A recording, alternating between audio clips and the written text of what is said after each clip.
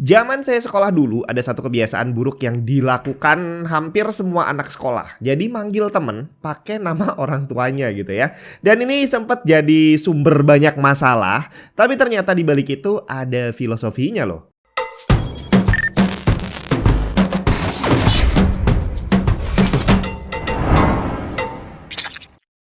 Lagi nyari power supply yang bagus untuk gaming PC kamu? MSI MPG AG Series adalah pilihan yang tidak akan mengecewakan. Menggunakan single rail power design dan 80 plus gold certificate, membuat PC kamu akan semakin irit listrik. Kapasitasnya besar tapi memiliki form factor yang compact. Dibuat dengan komponen premium termasuk 100% Japanese kapasitor yang akan menjamin kesehatan hardware PC kamu. MSI MPG AG Series, pilih aja kapasitas yang kamu butuhkan. Kalau hari ini saya nggak tahu deh, apakah kebiasaan buruk tadi masih dilanjutkan atau nggak? Harusnya sih masih ya, secara namanya budaya harus dilestarikan gitu. Bercanda, itu tadi adalah kebiasaan buruk yang zaman dulu sering membuat teman sama teman itu saling berantem. Karena biasanya kita bukan berujung hanya sekedar memanggil nama orang tua, tapi kalau pas lagi ada masalah itu biasanya jadi ngolok juga. Misal pengen ngatain si Andre, Andre lu bego gitu ya. Ternyata bukan si Andre yang dipanggil tapi Bambang, nama bapaknya gitu kan. Oh Bambang lu bego gitu kan. Akhirnya si Andre-nya nggak terima, bapaknya diolokin, terus saling balas dan berantem. Ya seperti itulah ya. Nah, terus apa filosofinya? Dan hari ini kamu lihat di sini ada telepon. Kira-kira apa hubungannya manggil nama orang tua dengan telepon ini? Nanti kita akan sampai ke sana. Tapi yang pasti hari ini kita akan membahas masalah telepon yang sampai hari ini sebenarnya masih ada, cuma udah hampir nggak pernah dipakai untuk orang-orang rumahan, kecuali kantoran gitu ya. Itu masih sangat berfungsi. Tapi kalau untuk rumahan biasanya udah nggak pakai. Walaupun sebenarnya layanan teleponnya masih jalan. Dan buat kamu yang langganan internet dari Telkom gitu ya, itu biasanya secara default udah dapat koneksi telepon dan digratisin pula. Biasanya dalam satu bulan itu kita dikasih beberapa puluh atau beberapa ratus menit gitu lah, tergantung paketnya. Tapi ternyata walaupun dikasih gratisan, hampir nggak pernah saya pakai telepon lagi karena udah ada HP, udah bisa telepon dari mana aja dan jauh lebih murah atau jauh lebih gratis karena pakai internet sekarang teleponnya kan. Tapi ternyata walaupun kita udah punya HP yang bisa nelpon gratis lewat internet gitu ya, seberapa sering sih kamu melakukan panggilan telepon dalam waktu satu hari? Kalau saya pribadi sih, kalau dihitung-hitung hampir nggak pernah nelpon gitu setiap harinya karena semua masalah komunikasi itu sudah bisa selesai lewat WhatsApp, lewat email gitu kan. Kalau nggak penting-penting banget yang emergency misalkan harus jemput sekarang, itu jarang banget saya nelpon atau ditelepon. Nah, kalau sekarang saat telepon udah bisa di tangan kita dan udah bisa kita kantongin dibawa kemana-mana aja, kita jarang nelpon. Gimana zaman dulu di saat telepon itu cuma bisa nongkrong di satu tempat di rumah kita dan cuma ada satu pula. Bukan tiap orang punya satu, tapi satu rumah yang isinya 10 orang atau 8 orang pun teleponnya cuma satu. Apakah jadi sering dipakai dan rebutan gitu? Ternyata enggak juga bre. Jadi seingat saya zaman dulu itu malah kalau di rumah itu dilarang pakai telepon kalau nggak penting-penting banget. Jadi walaupun ada barangnya, itu kita kalau mau telepon itu harus ditanyain dulu. Mau telepon siapa? Berapa lama? Jangan lama-lama, awas lu gitu ya. Karena tarifnya mahal. Saya sendiri lupa tarif waktu itu berapa, tapi dari informasi yang bisa saya dapat dari Google gitu ya. Di sini tertulis bahwa di tahun 2000-an itu tarif telepon per 3 menit adalah sekitar Rp200. Berarti kalau kamu nelpon 30 menit, kamu harus bayar Rp2.000. Murah banget, apanya yang mahal? Tahan dulu, jangan salah. Karena di tahun 2000, harga bensin masih Rp1.000 bre. Jadi kalau kamu nelpon 30 menit habis Rp2.000, itu sama seperti beli bensin 2 liter. Kalau dipakai di zaman sekarang, berarti Rp20.000. Mahal banget kan? Tapi akhirnya walaupun telepon jadi jarang dipakai untuk telepon-teleponan untuk pacaran gitu ya, ternyata masih ada penggunaan telepon yang bukan dipakai untuk ngobrol. Jadi ada banyak kegiatan-kegiatan unik yang dilakukan orang berhubungan dengan telepon yang mereka punya. Dan mungkin yang akan saya ceritain ini udah banyak yang ngalamin juga. Kamu juga bisa share pengalaman kamu seperti apa, dan mungkin ada pengalaman yang lebih unik yang nggak saya sebutin di sini, bisa kamu ceritain juga. Tapi yang pasti zaman dulu untuk mencegah anak-anaknya itu mengabuse telepon gitu ya, dipakai telepon-teleponan sampai lama dan bayarnya mahal. Akhirnya orang tua zaman dulu itu beli satu alat itu ya, jadi semacam casingnya telepon ini, jadi dia dipasang terus digembok bre, ada gemboknya biar angkanya nggak bisa dipencet. Jadi ini masih bisa diangkat. Jadi kalau ada telepon kita masih bisa terima, tapi angkanya nggak bisa dipencet karena dikunci. Tapi hal itu tidak menjadi penghalang untuk anak-anak mencari cara ngakalinnya gitu ya. Saya nggak tahu apakah zaman dulu orang tua saya tahu atau nggak tentang teknik ini. Tapi kalau anak-anak sekolahan biasanya tahu. Jadi telepon ini kalau dia diangkat, ini ada switchnya di sini, dia ngangkat. Ini berarti dia akan aktif. Tapi kalau ini dipencet, dia akan mati. Tapi ternyata kalau dia di tap 1 kali, itu dia registernya sama seperti kamu mencet angka 1. Dan kalau di tap 2 kali gini, itu sama seperti mencet angka 2. Dan seterusnya. Kalau angka 0 di tapnya sampai 10 kali.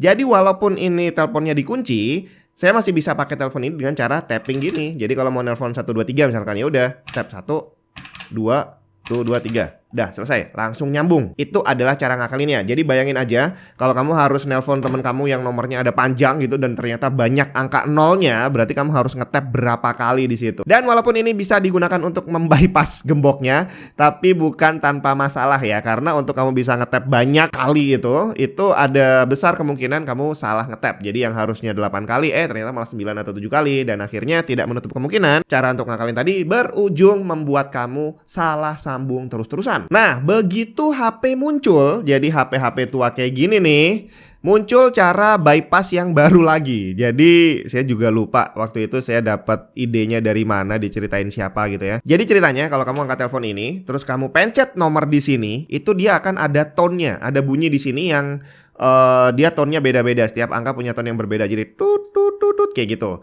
Nah, di HP itu juga sama. Jadi kalau kamu pencet angkanya, dia akan bunyi juga. Nah, ini ternyata adalah satu fitur yang digunakan oleh telepon. Jadi ternyata dia untuk bisa mendeteksi angka berapa yang dipencet itu adalah berdasarkan tone-nya. Dia ada di tone berapa, berarti itu adalah angka berapa. Dan waktu itu saya bisa nemuin cara. Ini speakernya kan ada di sini nih. Itu ditempelin di sini. Terus saya mencet nomornya dari sini. Nah, itu otomatis teleponnya akan mendeteksi bahwa saya akan memencet nomor ini sesuai dengan yang ada di teleponnya. Buat kamu yang mungkin punya pengalaman membypass kayak gini, jadi kita cuma mikirnya, cuma pakai sebentar doang gitu ya, tapi ternyata nanti di ujung bulan kita udah membypass banyak sekali dan tagihan teleponnya tetap membengkak dan akhirnya tetap ketahuan bahwa kita yang ngakalin teleponnya. Kamu bisa share aja di kolom komentar. Nah, terus soal jumlah pesawat teleponnya. Jadi nggak tahu kenapa yang dinamain pesawat gitu ya. Jadi kalau sekarang kita punya HP, itu masing-masing orang punya HP sendiri-sendiri. Jadi kalau kamu mau nelpon, ya udah itu privasi masing-masing dan orang lain nggak ada urusan gitu ya. Kamu bisa telepon dengan santai di dalam kamar. Tapi zaman dulu tadi udah saya ceritain, hal itu tidak terjadi karena dalam satu rumah teleponnya cuma satu. Tapi hal ini bisa diakalin karena telepon ini bisa dipasang secara paralel di dalam rumah. Paralel ini artinya kita bisa pasang banyak pesawat telepon di dalam rumah, tapi nomornya tetap satu. Jadi kalau misalkan ada telepon masuk dan kamu punya 5 telepon terpasang di setiap kamar gitu ya, maka semua telepon tadi akan bunyi dan kalau sampai diangkat, semua orang bisa dengerin dan semua orang bisa ngobrol bersamaan. Jadi semacam conference call gitu lah ya. Dan hal ini ya bisa jadi solusi tapi juga bisa jadi bumerang, karena kalau biasanya kita harus ngantri telepon di ruang tamu misalkan, sekarang kita bisa nggak usah ngantri tapi dari kamar aja. Cuma kelemahannya orang lain bisa nguping. Jadi kalau kamu lagi pacaran gitu ya, nungguin telepon dari pacar kamu, terus begitu ditelepon kamu angkat, ternyata kakak kamu ikutan ngangkat, ya udah dia bisa nguping. Asal dia nggak bersin, kamu nggak akan tahu kalau ada orang lain yang dengerin. Bahaya banget gak sih? Terus satu hal lagi yang berbeda dengan HP, zaman sekarang kita nge-save nama dan nomor HP udah langsung di dalam HP-nya. Dan kebanyakan dari kita nggak hafal nomor. Bahkan nomor orang tua kita sendiri, nomor kakak adik sendiri, kadang kita nggak hafal gitu ya, saking kita bergantung pada save-savean yang ada di dalam phonebook gitu. Tapi zaman dulu enggak bre, belum ada cara yang seenak sekarang untuk bisa nge-save nomor telepon. Jadi yang paling sering kita lakukan adalah menghafal nomor telepon yang paling sering kita hubungi. Dan kalau semisal kita nggak hafal, biasanya ditulis di buku ya. Ada yang namanya buku telepon, jadi di situ ada daftar namanya siapa, alamatnya di mana, terus nomor teleponnya berapa. Dan itu biasanya kalau orang punya telepon gini, di sebelahnya ada buku telepon. Jadi di situ kalau kamu pengen telepon siapa nih, om kamu misalnya, misalkan. Udah tinggal buka di situ, nomornya berapa, telepon. Nggak usah dihafalin, nggak masalah. Terus ada lagi satu cara untuk kita bisa tahu nomor teleponnya orang, bahkan orang yang nggak kita kenal sekalipun. Ada dua cara. Yang pertama adalah telepon, nanya sama Telkom. Jadi ada satu nomor telepon 108, itu adalah nomor penerangan. Ini bukan untuk menerangi ruangan gitu ya, tapi untuk tanya nomor teleponnya orang. Jadi kalau kamu tahu namanya atau tahu alamatnya, kamu bisa tanya ke sana dan akan dikasih tahu. Terus cara kedua adalah pakai buku yang tebel ini, Bre. Ini namanya adalah buku telepon. Isinya adalah daftar nomor telepon orang-orang satu kota. Semuanya lengkap ada di sini. Dan ini diurutkan berdasarkan abjad nama lengkap orangnya. Jadi kalau kamu mau tahu alamatnya Junaidi gitu ya, alamat nomor telepon dan sekaligus alamat, ya kamu tinggal buka ini aja sampai ke halaman yang J gitu kan. Terus habis itu udah cari aja nama Junaidi. Nanti ada banyak di situ karena nama Junaidi itu nggak cuma satu, ada banyak. Kamu tinggal cari aja yang alamatnya sesuai yang kamu tahu. Terus di situ udah ada nomor teleponnya, bisa langsung kamu telepon. Tapi kamu nggak bisa sembarangan nyari nama temen kamu. Jadi kayak tadi si Andre yang bapaknya namanya Bambang gitu ya. Terus kamu mau cari nama Andre di sini, iya muncul, tapi namanya si Andre nggak bakal muncul di sini karena yang akan tercatat di sini adalah nama bapaknya atau nama ibunya. Dan inilah tadi filosofi yang saya sebutin di awal. Kenapa sih kok anak-anak zaman dulu itu sering manggil nama temennya pakai nama orang tuanya? Karena kita butuh tahu nama orang tua teman kita untuk kita bisa cari nomor teleponnya di buku ini. Karena kalau nyari pakai nama anaknya nggak akan ketemu. Tapi nggak sih, filosofi ini ngarang sendiri kok.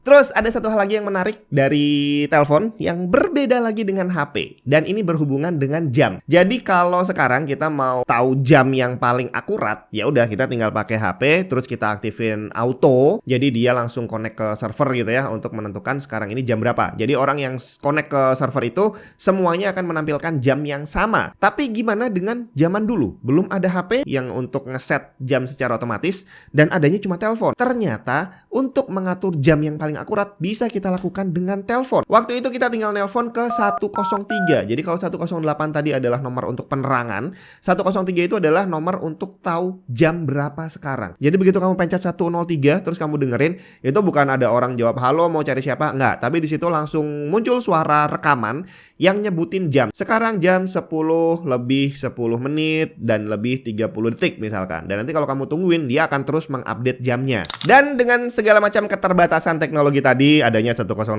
103, buku telepon, kita diminta untuk kreatif sendiri untuk bisa gimana caranya menggunakan teknologi ini sesuai dengan kebutuhan kamu. Dan zaman saya sekolah dulu, salah satu kebutuhannya adalah kenalan sama cewek gitu ya. Dan kurang lebih itulah hal-hal yang biasa dilakukan sama orang-orang zaman dulu terhadap telepon dan semua alat pendukungnya ini. Dan kalau kamu punya cara lain, jangan lupa share di kolom komentar. Siapa tahu kita bisa bernostalgia, atau mungkin siapa tahu masih ada cara-cara yang bisa dilakukan zaman sekarang dan masih bisa bermanfaat. Kita ketemu lagi di video yang lain.